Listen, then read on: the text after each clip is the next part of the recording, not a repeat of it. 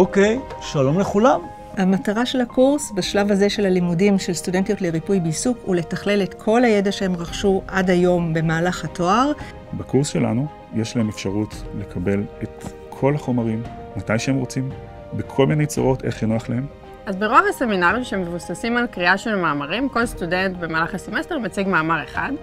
האתגר העיקרי הוא לגרום לסטודנטים להתעמק ולקרוא גם מאמרים שהם לא מציגים בעצמם. בעבר, השימוש במיקרוסקופ היה מוגבל בזמן המעבדה בלבד, ועכשיו, הודות לכלים הדיגיטליים, לכל סטודנט קיימת גישה בלתי מוגבלת לדגימות איכותיות ולתרגול עצמאי של זיהוי מבנים מורכבים בחלל הפה. כשלומדים הנדסה, יש פחות נגישות לאנשים, לשטח, לארגונים. בקורס הם מתנסים בפתרון בעיות אמיתיות. הסטודנטים לומדים חומר טכני בחזית המחקר, הם מיישמים אותו על בעיה הנדסית פרקטית. זה קורס שהוא מאוד כבד, יש בו המון חומר, ומאוד מאוד קל לסטודנטים ולסטודנטיות ללכת פשוט לאיבוד. היה לי חשוב לראות את המשוב של הסטודנטים שציינו שהקורס היה ברור, מאורגן, והדגיש את החשיבות של ההבנה התלת-ממדית של המבנים בחלל הפה, ושהכלים הדיגיטליים עזרו להבין לעומק נושאים שהיו קשים לתפיסה. כעת מחצית השיעורים הם בעצם שיעורים מוקלטים, שהסטודנטיות יכולות לצפות בהם וללמוד את התכנים בזמן הפנוי שלהם באופן גמיש. האתגר היה למעשה לחשוב אנטי פרג'ילי. יש לנו קורס שקשה להעריך את מטרות הלמידה, ויש לנו עוד כלי בינה מלאכותית שאנחנו רוצים ללמוד אותם, ובעיקרון להעמיס אחד על השני זה אתגר גדול.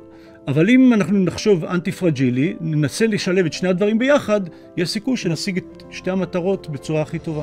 והם מתחילים מאפס ומגיעים לרמה מאוד גבוהה בזמן מאוד קצר, כמו למשל סטודנטים שנתנו פתרון למי תהום מזוהמים, או סטודנטים שתכננו מתקן נייד לאיסוף פסולת מוצקה בשטח בזמן הלחימה.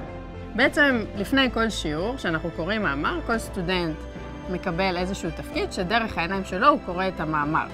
אז למשל תפקידים לדוגמה, יש את המסכמים שהם בעצם מסכמים את המאמר ומציגים אותו בשיעור. יש reviewers שהם כותבים ביקורת עמיתים למאמר, ויש ארכיאולוגים שהם מבצעים סקירת ספרות ותפקידים נוספים. כל תפקיד אמור להקנות לסטודנטים סוג אחר של כישורים. וההיילייט הוא באמת הפרויקט גמר שבו הן ממש יוצאות לשטח, עורכות הערכה של אדם בסביבת העבודה האמיתית שלו ומציעות פתרונות ארגונומיים בהתאם למה שהם למדו בקורס. אני נהנית מכך שהסטודנטים חווים חוויה מעצימה. יש להם תחושה של השפעה אמיתית ושליחות סביבתית חברתית. הקורס בעצם נותן מעטפת שלמה לסטודנטים. בעזרת הכלים האלה היינו יכולים להעמיק הרבה יותר את ההבנה של החומר התיאורטי, בגלל שהסטודנטים עכשיו השתמשו גם בחומר הזה בשביל לפתור בעיה הנדסית. בסוף הסמסטר שהיה איזשהו שיעור שבעצם הסטודנטים הצליחו לנהל בעצמם דיון למשך בערך 10 דקות, ללא כל התערבות שלי, באופן מאוד מכבד ומעשיר. אני שומע בהפסקות את הסטודנטים מדברים אחד עם השני, וזה מאוד מגניב. לדוגמה, מישהי מסבירה למישהו איך שלט של רכב עובד, והיא מסבירה את זה בעזרת החומרים שלמדנו בקורס. זה ממש מראה שהסטודנטים לוקחים את הנוסחאות והם כבר לא רק במחברת, אלא הם מממשים אותם על חיי היום-יום.